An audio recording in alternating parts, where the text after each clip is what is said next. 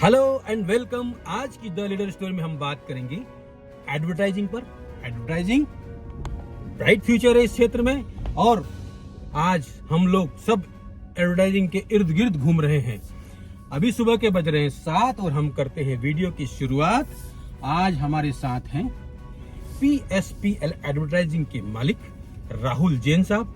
नमस्ते सर। नमस्कार sir, short में बताइए आपकी एडवर्टाइजिंग एजेंसी का सफर कब से शुरू हुआ और आज कहां पर है?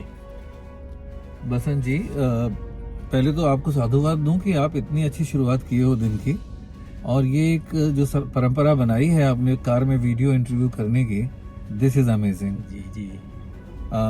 एडवर्टाइजिंग बहुत ही इंटरेस्टिंग फील्ड है, लेकिन शुरुआत हमारी हुई थी सिर्फ एक पारिवारिक आवश्यकता के तौर पर। अच्छा। बाबूजी ने शुरू किया टू सपोर्ट द फैमिली, जो काफी बड़ी होती जा रही थी और आय के साधन चाहिए थे। 73 से 84 तक ये सफर चलता रहा घर से। अच्छा। 84 में हमने इसको कमर्शियल प्लेस में शिफ्ट किया और वहां से फिर एक ग्रोथ की जर्नी शुरू हुई। जी। आज 40 साल में हम काफी कुछ लंबा सफर तय कर चुके हैं। बहुत सारे एंटरप्राइज पैदा हो चुके हैं स्विफ्ट के बाद में जी। और सारी फील्ड जितनी भी मार्केटिंग कम्युनिकेशन की है वो सारी कवर हो चुकी है। अच्छा अच्छा अच्छा, थोड़ा जोर तो से। बसंत, ऐसा कुछ हुआ हाँ सर। कि 84 में जो शुरुआत हुई स्विफ्ट एडवर्टाइजिंग की कमर्शियल तौर पर कंचनबाग से। कंचनबाग अच्छा से, अच्छा अच्छा। और वहां से साउथ तुकोगंज और साउथ तुकोगंज से निकलते हुए हाँ आज नवनीत प्लाजा में हाँ हाँ। हम बहुत ही व्यवस्थित तौर पर इस बिजनेस को चला रहे हैं। जी जी। बहुत सारी ऑफशूट्स निकली हैं स्विफ्ट से, जिसमें एडवर्ल्ड शामिल है, जी। जिसमें पहला पोर्टल था मध्यभारत.com, जिसमें बुक माई शो जैसी सिनेमा टिकट बुक हुआ करती थी। अच्छा अच्छा। शायद वो साल था 2000। अच्छा। हम ये ऑलरेडी कर रहे थे, पर वो समय से पहले आ गया था। Book My Show is a copy of what we were doing in those days.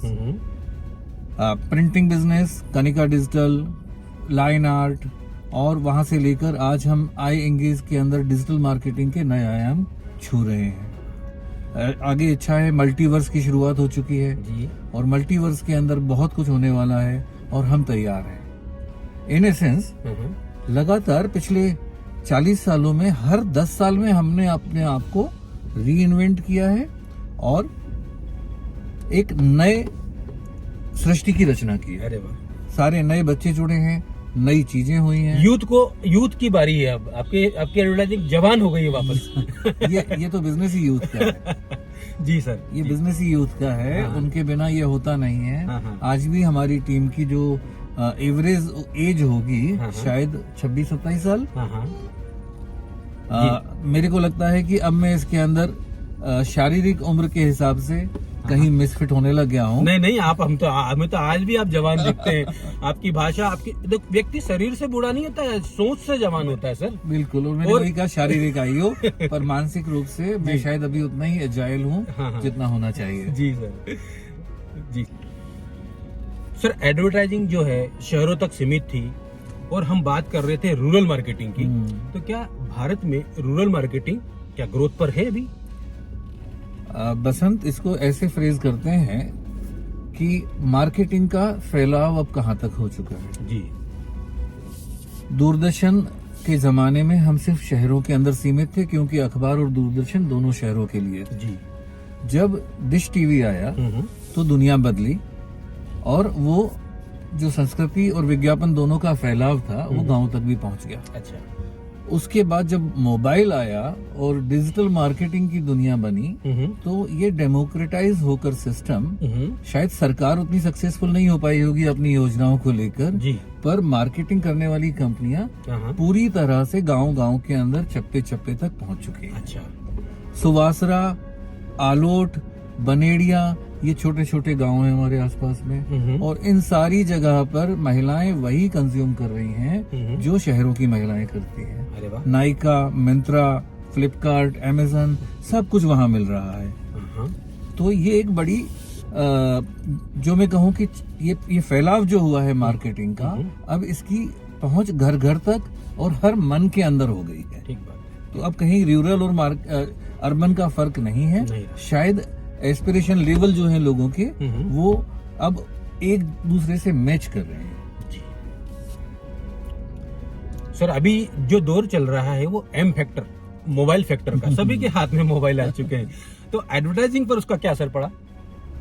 मैंने जो थोड़ी देर पहले कहा कि एडवर्टाइजिंग पूरी तरह बदल चुकी है। अच्छा। पहले आप पैसिव एडवर्टाइजिंग करते थे। हाँ। सुबह के अखबार में विज्ञापन छपता था, उम्मीद करते थे कि दिन भर में आदमी कभी विज्ञापन से प्रभावित होकर उस सामान को खरीद लेगा। मोबाइल ने सबको बदल दिया। अब आप जानते हैं कौन है, कहाँ है, क्या खरीदना चाहता है, ये सारा डेटा आपका अवेलेबल है। तो वो आपको विज्ञापन तब इफेक्ट करते हैं, तब इम्पेक्ट करते हैं जब आप खरीदने की मानसिक स्थिति में हो। कन्वर्जन रेट ज्यादा हो गया है, सक्सेस रेशो बढ़ गया है, और दुनिया बदल चुकी है। ठीक है। अब आप पेमेंट वहीं कर सकते हैं, खरीदी वहीं कर सकते हैं, डिलीवरी में कहीं कोई प्रॉब्लम नहीं है, सीमलेस डिलीवरीज हैं, रिटर्न्स, रिफंड्स, हर चीज के अंदर हम कहें तो मार्केटिंग अपने आप को पूरी तरह तब्दील कर चुकी। सर, अभी जमाना जो है एफिलिएटेड एवं डायरेक्ट मार्केटिंग का है, विज्ञापन एजेंसी पर क्या फर्क पड़ा?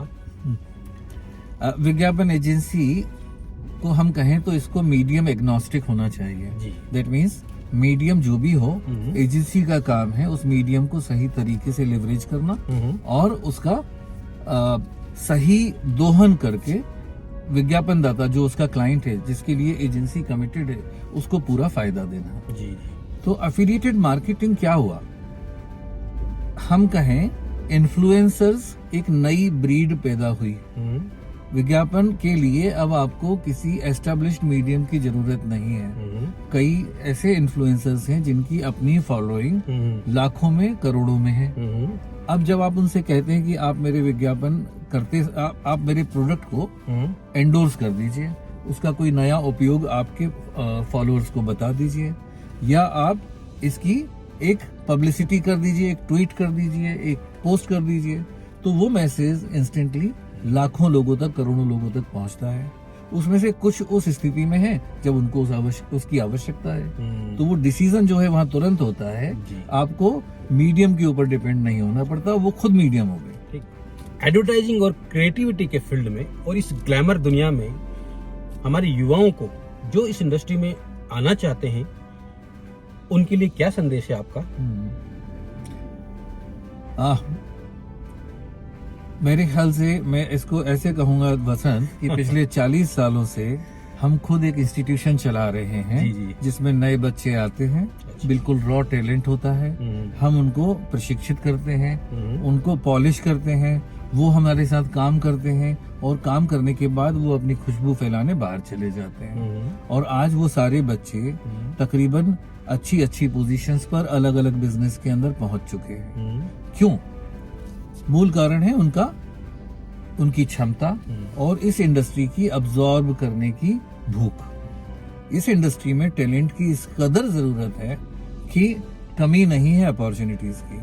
और एडवर्टाइजिंग मतलब क्रिएटिविटी, लोगों को आइडिया देना, लोगों को एजुकेट करना। तो हमारे इंदौर शहर के लिए आपने कुछ प्लान किया है कि आप अपने विचारों से, अपने सोशल मीडिया से, अपनी क्रिएटिविटी से इंदौर को किस प्रकार से एजुकेट करेंगे, किस प्रकार से अपनी क्रिएटिविटी को डोनेट करेंगे? इंदौर से सब कुछ पाया है, जो भी है वो इंदौर की वजह से है जी। और अच्छा लगता है कि ये शहर इतना आगे बढ़ा है हर पैमाने पर। दो दुखती हुई रग हैं। नंबर 1, ट्रैफिक डिसिप्लिन, जी नंबर 2 नॉइज पॉल्यूशन। कचरा तो हमने साफ कर दिया, जी। पर ये जो फिजाओं में घुलता हुआ शोर का कचरा है, इसको एड्रेस करना बहुत जरूरी है। हाँ। हम प्रशासन के साथ काम करना चाहते हैं, एनजीओज के साथ काम करना चाहते हैं और उसके अंदर 360 डिग्री अप्रोच लेकर जाना चाहते हैं कि हम प्रेशर हॉर्न से छुट्टी दिलाएं, हम ट्रैफिक लाइट जंप करने वाले लोगों से समझाइश दें उनको और आगे बढ़ें। हम इन सब को लोगों की जिंदगी का हिस्सा उसी तरह से बना दें जिस तरह हमारा प्रशासन सफाई को बना पाया है। बसंत, एडवर्टाइजिंग की पेडिग्री आपके अंदर भी समाई है और इसीलिए आपसे बात करने में कुछ ज़्यादा ही मज़ा आएगा। लीडर स्टोरी वाकई एक अच्छा प्लेटफॉर्म क्रिएट कर रहे हो आप। कुछ नया है, कुछ इंस्पिरेशनल है और कुछ नया सिखाने वाला भी है। तीनों चीज़ें आपने एक ही जगह डाल दी। Kudos to you, cheers and best. और आप सबसे अनुरोध है, बसंत के द लीडर स्टोरी प्लेटफॉर्म को लाइक करें, सब्सक्राइब करें और दोस्तों के साथ शेयर भी करें। All the best.